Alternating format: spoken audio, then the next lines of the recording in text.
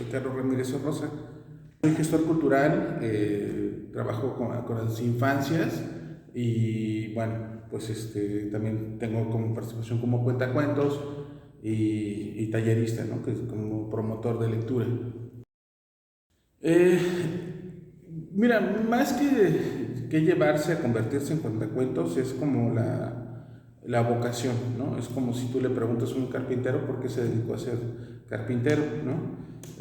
Mucho tiene que ver la situación donde está, ¿no? O sea, si eres hijo de carpintero, hay como muchas cosas que te conviertas en carpintero, pero también pues, puede que llegues por al azar, que entres a un taller mecánico y después entras buscando un trabajo y de ahí encuentras que tu vocación es ser carpintero y lo vas descubriendo. Así pasó, fue con lecturas,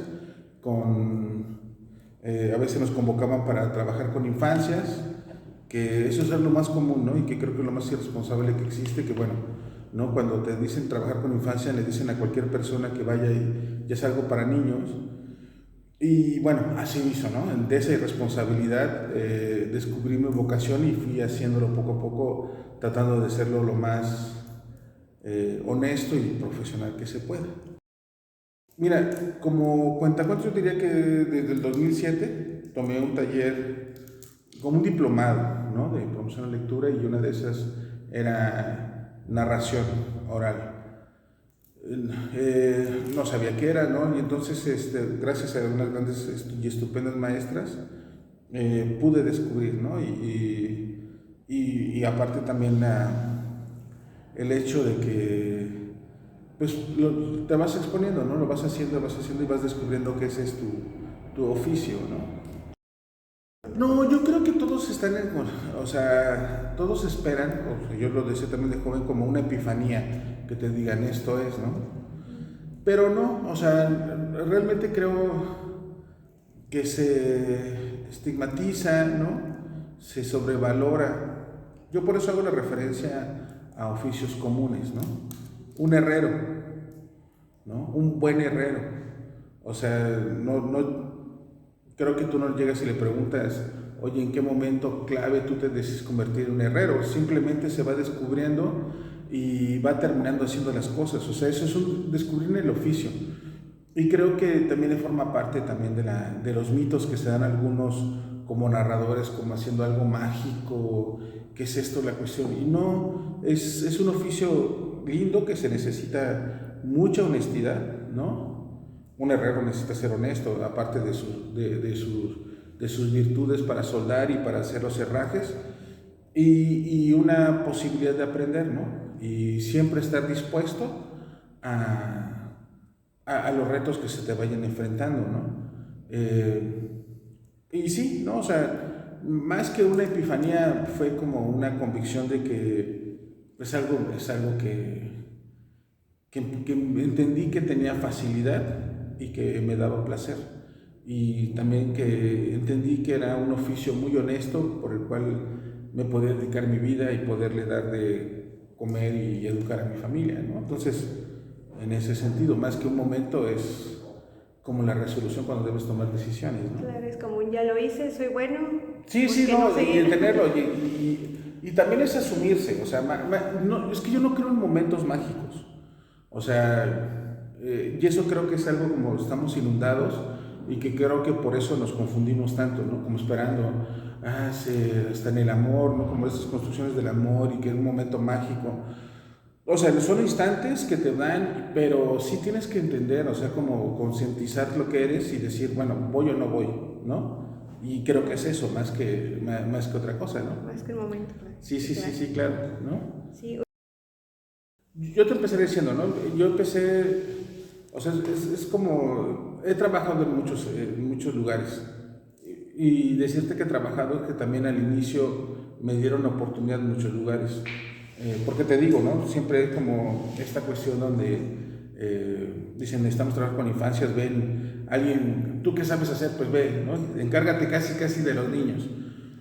Pero ya como oficio, después del diplomado, tuve la oportunidad de trabajar con la Fundación Alfredo Harp y con mucho énfasis con la biblioteca infantil, con Freddy Aguilar.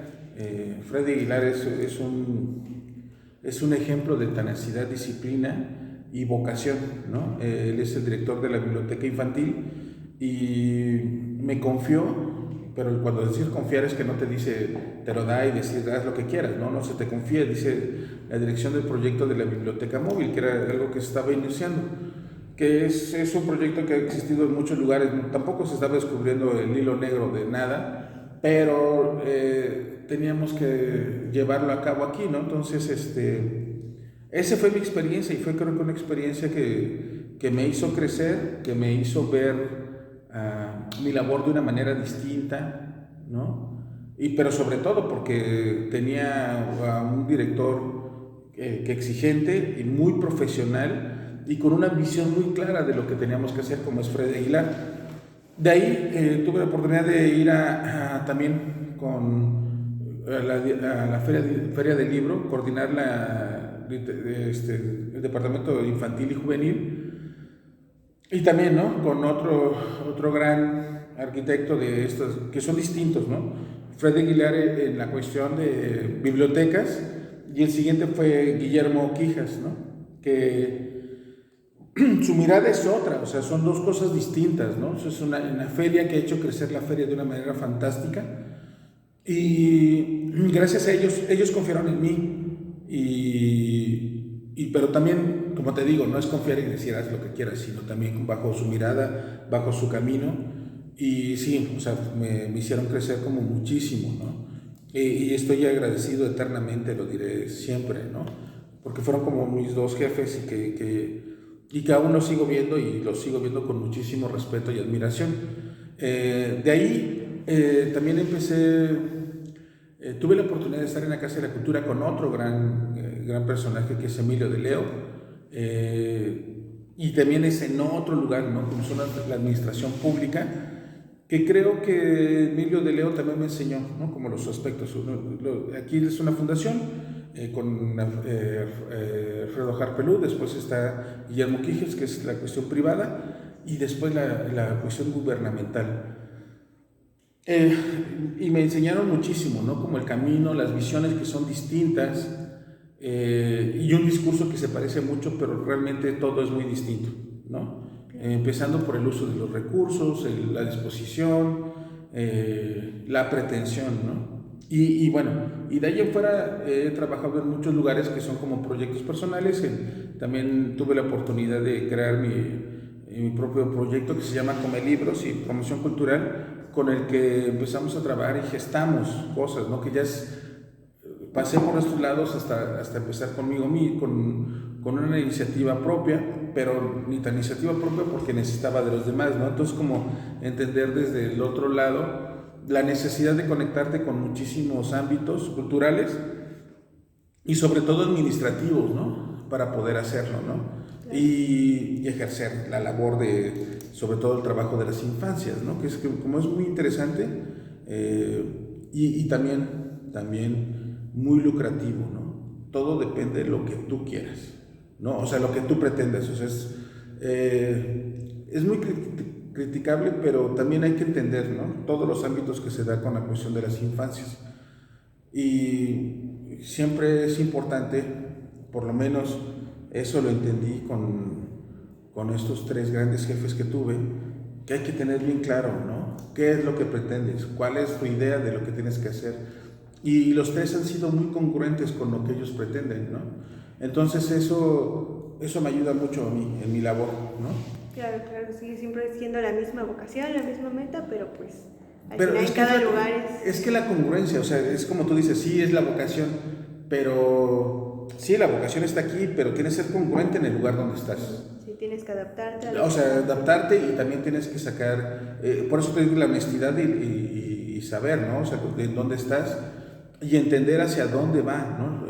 O sea, el barco, ¿no? Tú te subes a un barco y si tú eres obstinado y demás, o sea, vas a tener que bajarte del barco, ¿no? Porque es algo normal, o sea, no es una cuestión, porque también tendemos a hacer esto, ¿no? No sabemos reconocer que a veces, lo digo desde mi perspectiva, no le digo a nadie más, y no intento como dar clases en ese sentido, ¿no? Pero, o de moralidad o de ese tipo, sino, si te das cuenta que lo que tú estás haciendo no va en este barco, o sea, para eso tienes que entender en dónde estás.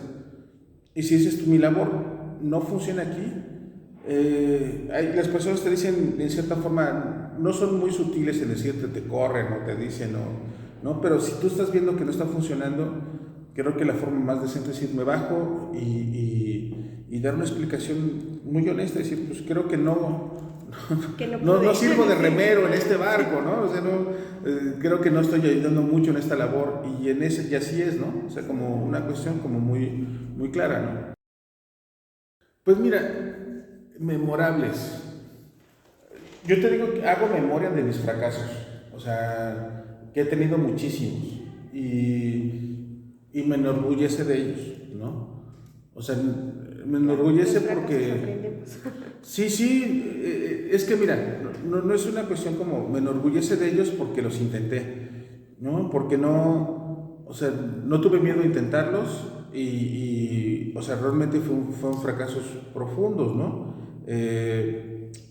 Mira, me recuerdo una vez como cuentacuentos, estábamos en Santa Rosa y ya ves que se junta el Día del Niño y después el Día de la Madre y entonces el municipio se le hizo una gran idea juntar el Día de la Madre y el Día del Niño y me contratan para ir allá, ¿no? Y pues eran como unos 500 niños, ¿no?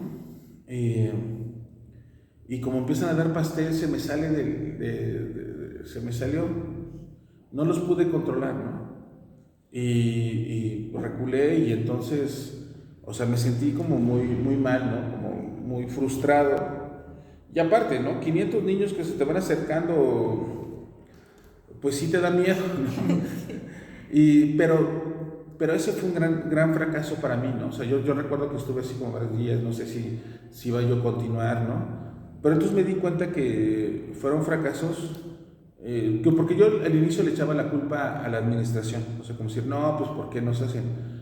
Pero, no, o sea, fue mi fracaso, fueron mis errores porque pues yo no les puse límites. Si hubiera tenido la experiencia, me hubiera dicho, ¿sabes qué? No cuento.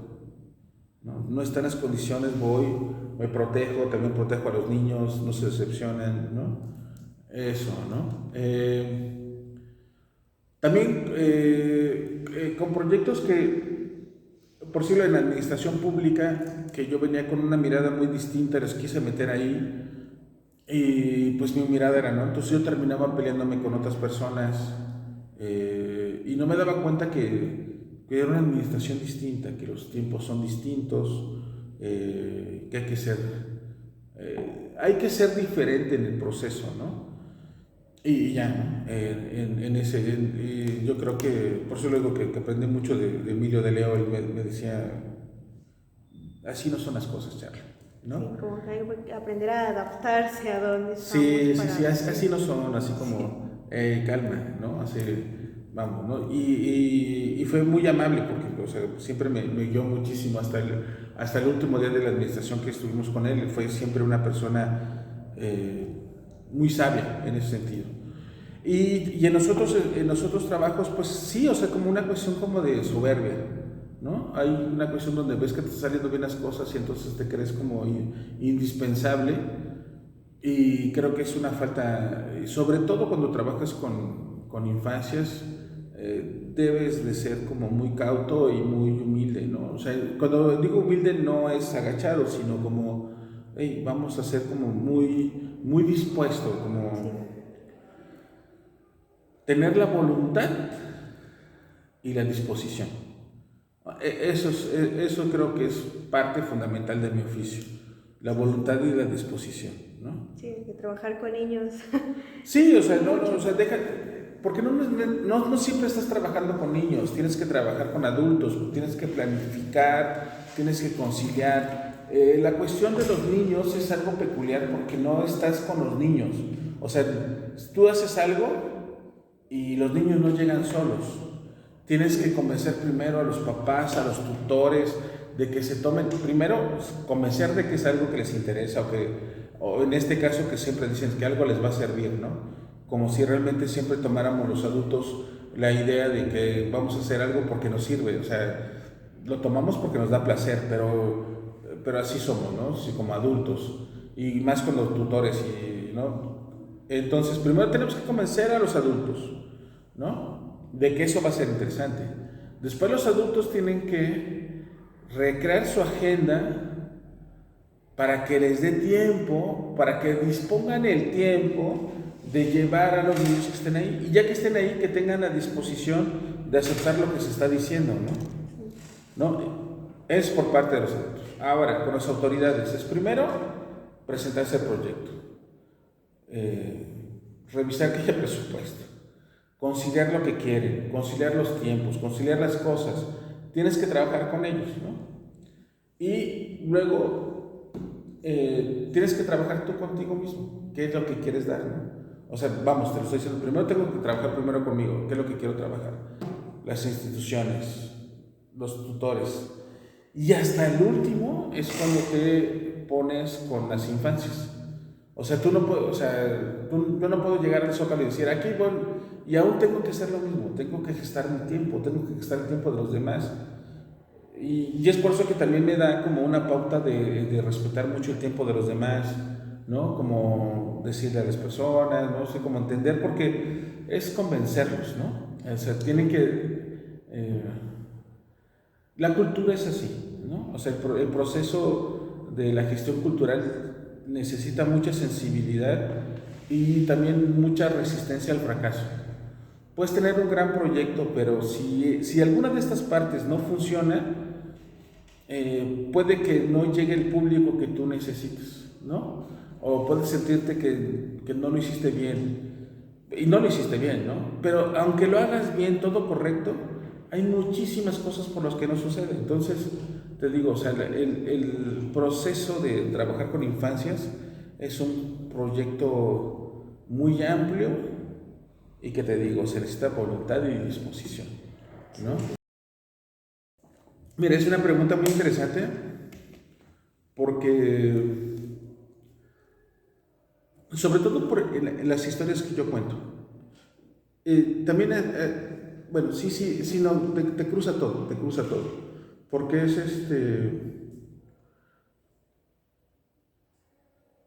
uno tiene que ver las historias que uno quiere contar, ¿no? O sea, las historias que se adecúan a ti, ¿no?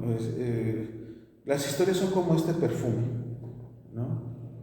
Como los perfumes que se utilizan. Dicen, hay perfumes para hombres y hay perfumes para mujeres. Y entonces lo que se tiene que es el pH, ¿no? Pero hay unos perfumes de mujer que nos quedan muy bien, ¿no? Son nuestro pH y huelen muy diferentes si se le ponen más, ¿no? Lo mismo sucede con las historias.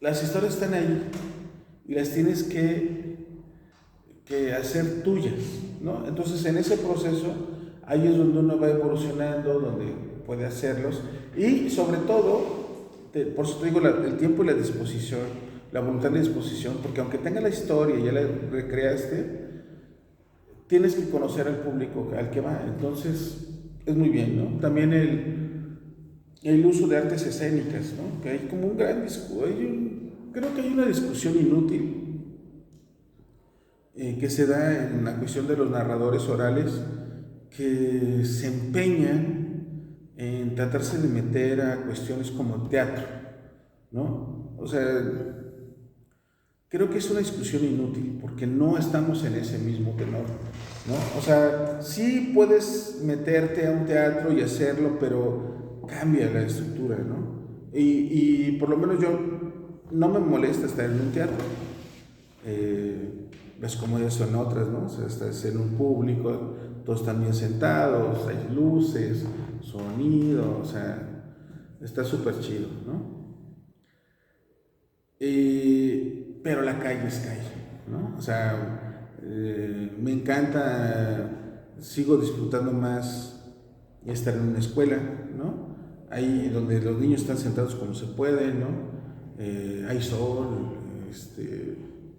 ¿no? Tienes que viajar, enfrentarte a otro público, ¿no? Con historias que eso también me pasó, ¿no? Tenía historias como que pensaba yo que ya funcionaban en cualquier lugar y no, o sea, fracasé con esas historias. Entonces tuve que, en momentos eso era como decir, también yo muy confiado y me di cuenta que mi historia se caía. Entonces es parte, ¿no? O sea, es como el elaborar, es como a veces hay como estos que pueden partir rocas, no sé si los han visto.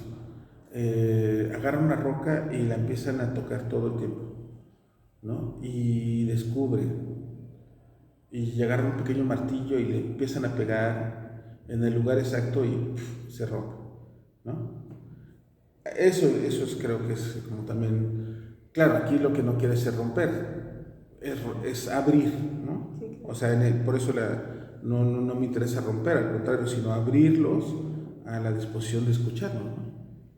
Sí, Sí, sí. claro, todos creo que vamos evolucionando conforme vamos aprendiendo de los errores y de lo que sí nos Sí, sirve. sí, sí, ¿no? Y, o sea, pues es parte, ¿no? Pero te digo, es un oficio, o sea, si hay personas que dicen, no, ya no sigo aquí, o sea, no, esto no es lo mío, fíjate la palabra, esto no es lo mío, ah, bueno, pues adelante, o sea, te digo, hay una frase que siempre la tengo muy clara, oficio que no te confronta no es tu oficio. Si tú estás en algo, que lo que tengas que hacer, lo que sea, y no llega un momento que te confrontas si debes seguir adelante o no, no es tu oficio, ¿no? O sea, no, esas frases se me hacen chafísimas, claro, para mí, digo, a otras personas les gustan, ¿no? Si hace lo que te gusta no es trabajo, no, trabajo es trabajo. Y la etimología de trabajo es de que te vas a joder, o sea, no hay forma de que Sí, no claro. tengas que hacerlo.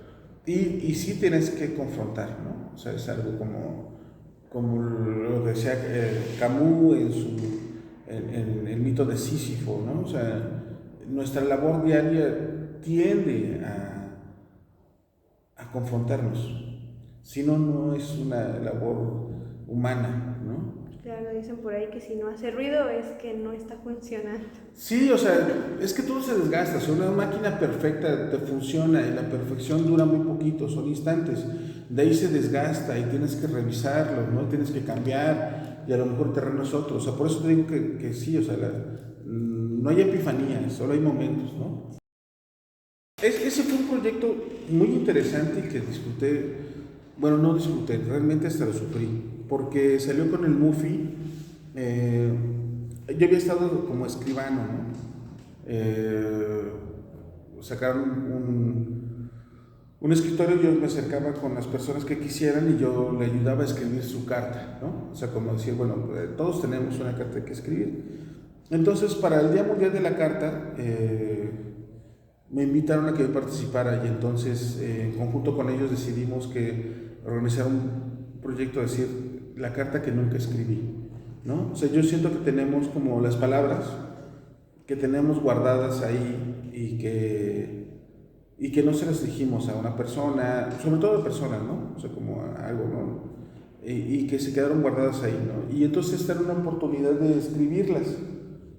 Eh, Y la mejor manera o sea, como decirlas, ¿no? Es como, no se las vas a decir un papel, ¿no? Y entonces ya se lo dices, no funciona mucho.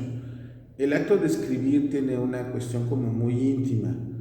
Y por eso propusimos que las personas nos escribieran algo con, y ahí empieza como la cuestión que fue lo difícil para mí, que yo les iba a contestar, ¿no? O sea, traté de ser muy cuidadoso con los temas que me estaban contestando y las palabras que se tenían que hacer, porque yo trataba de darles una contestación eh, para que no se quedaran así abiertas, ¿no? O sea, como en una discusión. Tú estás en una discusión amorosa, sobre todo, una discusión de trabajo no importa mucho, pero en una discusión amorosa, si el otro se calla y le dices algo y el otro calla, es doloroso y se queda. Si ellos escribían estas cartas y no obtener una respuesta, es una herida que sigue sangrando.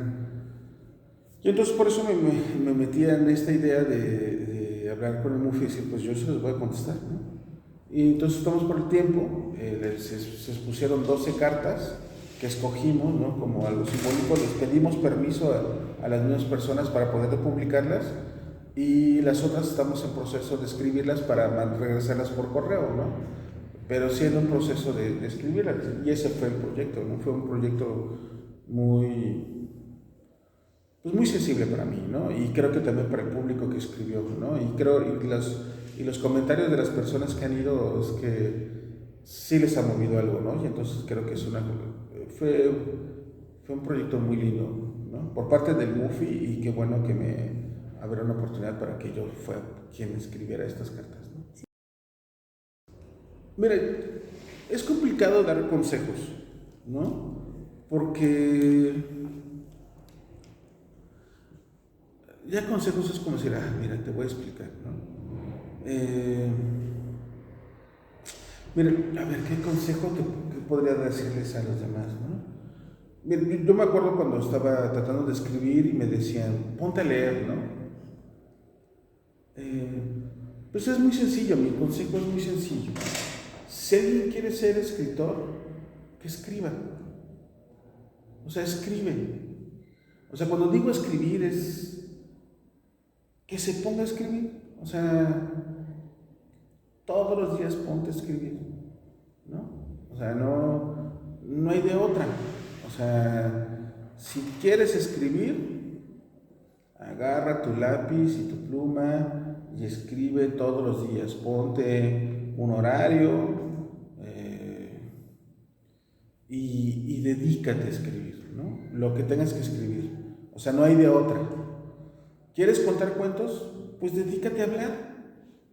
O sea, sí, tú tienes que alimentar de historias, ¿no? Pero tienes que estar en la disposición de hablar, y sobre todo, yo creo que si ya llegando después de esto a darles un consejo al que quiera ser escritor o narrador oral, que escuche, ¿no? O sea, eso es importantísimo. O sea, la literatura, más allá de una cuestión que sean los libros, y creo que en eso hay como problemas, porque todos dicen la literatura está hecha de libros, y no, siento yo que la literatura es un proceso de escucha, de estar escuchando.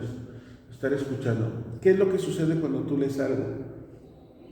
¿Cómo lees tú? Hay una voz interior, o sea, no es algo que tú decodifiques y te entre.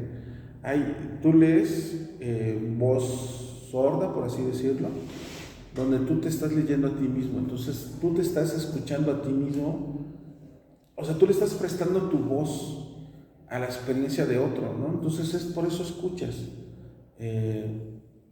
Y creo que eso es algo muy importante, ¿no? Si quieres ser escritor o quieres ser narrador oral, aprende a escuchar. Juan Rulfo decía, cuando le preguntaban por qué no había escrito más, es que ya nadie me cuenta las historias, ¿no? Y es una forma como muy sutil de decir hay que escuchar. Entonces, y también aprender a escuchar. Pero mira, si están empezando, escriban y escuchen. También como narradores, escriban y escuchen, ¿no? Es eso. Ese sería mi... Sí, como dicen por ahí, la práctica sea el maestro. Pues mira, yo no sé si haga el maestro, ¿no? Yo a veces sí siento que es como una cuestión donde la práctica sea el oficio, ¿no? O sea, más que el maestro, el oficio y el tiempo hacia el maestro, ¿no? O sea, no hay, o sea, cuando dicen el oficio es el maestro, ¿sí es la frase o cómo es? La práctica es el maestro. La práctica es el maestro. No. O sea, creo que se falta uno, ¿no? La práctica hace un oficio, y del oficio el tiempo hace al maestro. Y a veces el maestro, también hay que darle la oportunidad al maestro de decidir si quiere compartir o no quiere compartir. Eso es su decisión, ¿no? No, claro que sí hay malas historias, sí hay buenas historias. O sea, mira, más allá de una cuestión que si es mala o buena, para mejor recapitular, las historias son, ¿no? Y a veces las escuchamos mal, a veces las escribimos mal, pero las historias están hechas de vivencias, ¿no? De los seres humanos, ¿no? Y entonces yo creo que las historias son, ¿no? O sea, una buena historia, decía un poeta, creo que Plinio además, decía, fíjate, para que más o menos se entienda lo que te quiero decir, decía, este poema es mío, pero como lo estás leyendo tú tan mal, sí es tuyo.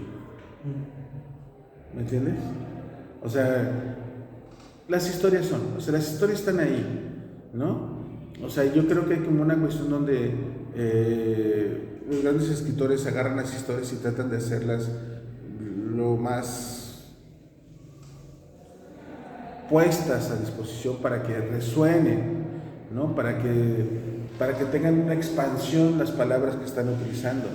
Y habemos personas que cuando escribimos como que medio lo hacemos, ¿no? Y hay otros como que de plano acortan, ¿no? Pero las historias son, y te voy a decir por qué. Cuando tú dices que tienes una historia mala, te está provocando algo, ¿no? O sea, independientemente te está provocando algo que te dice esto no me sirve. Una historia no es historia cuando te es indiferente, ¿me entiendes? O sea, yo creo que lo contrario sería la indiferencia. Pero si alguien te dice esta historia es mala, ok, pero te está provocando algo, ¿me entiendes? Y hay otras historias que te dicen son buenísimas, pero son historias. A veces las historias no es que no sean buenas, sino que las historias son espejos, ¿no? Y entonces a lo mejor ese espejo no te sirve a ti, ¿no? Y entonces por eso es que puede parecer mala, ¿no? Y sucede muchas veces, y te lo digo con muchísima gente que dice que ha llegado a unas historias, las ve y en su momento no le gustan, pero se le encuentran con ella 15 años después y los dicen, ¿por qué no me di cuenta antes? O sea, las historias están hechas para ti, ¿no? O sea, como tú tienes que encontrar tus historias. Y eso es lo interesante, aunque son escritas por otras, te digo, por eso las historias son, ¿no? Y tienes que estar buscando, por eso los lectores, sí, que cuando se dedican a leer, van encontrando sus propios autores, ¿no? Porque los van buscando, van encontrando las palabras que los van llevando hacia allá. Por eso te preguntaba cuáles son las malas historias. No, o sea, son las que a lo mejor a ti no te agradan, pero yo te diría son las que no te reflejan, ¿no? Con que tengan un poquito, te agarran, ¿no? Sí, yo te podría decir que mi librero, yo lo podría decir, yo cuando lo veo es como un espejo que tengo, un espejo. No es un espejo limpio, sino que está hecho de pedacitos de espejo, ¿no? O sea, mi librero es un espejo con pedazos de vidrio rotos y los voy juntando. Entonces yo cuando me asomo veo distintas versiones de mí, ¿no? Como a veces los pegué chuecos, los pegué así, o su tipo de material distinto, y entonces sí me reflejan algo, no me reflejan en totalidad, ¿no? Pero sí me construyen a partir, porque yo también es algo muy interesante con las historias, no solamente las te reflejan, sino cuando te traspasan, te transforman. Porque también, así como te puse el ejemplo de una historia que te la encuentras 15 años, después de 15 años regresas a una historia que te conmovió y dices, esto me conmovió, ¿no? Y lo desdeñas, pero no te das cuenta que en ese tiempo fue idóneo para ti, y tan idóneo fue para ti que te cambió. A mí me preocuparía, o sea, como en esta cuestión de que a veces estas historias que te pueden conmover tanto y demás, te sigan como de igual manera, ¿no? Porque tú has cambiado, ¿no? Por eso algunos escritores se vuelven como tan ególatras, como estoy en mi octava relectura O sea, no, o sea, tampoco, ¿no? Y, no, o sea, sí hay pues te digo, hay una cuestión de humildad en reconocer que las historias son un narrador y un escritor, eh, somos como el sartén, ¿no? O sea, contenemos y calentamos para que le echen un huevo y para que otro se lo coma, ¿no? Nosotros somos, o sea, cuando escriben, cuando narro las historias, yo solamente estoy como pasando, o en este sentido, como utilizando la idea de la sartén, es que estoy calentando la historia y se la estoy poniendo aquí. Y hay gente que va a decir, hace los huevos horribles, ¿no? Y tiene razón, porque a él no le gusta. Pero dice, no, estos son mis huevos favoritos, ¿no? Por eso es que mucha gente tiene lectores favoritos. Y hay escritores que no le gustan. Pero de ahí a que digan que son malos o son buenos, por eso te hacía la pregunta, ¿no? Pues las historias son, la literatura es, ¿no? Es eso. Muchas gracias. No, a la hora. Sí, le agradecemos mucho por su tiempo y por darnos esta entrevista. Muchísimo gusto y estoy a la orden. ¿Sí? Ahí nos encontraremos por aquí.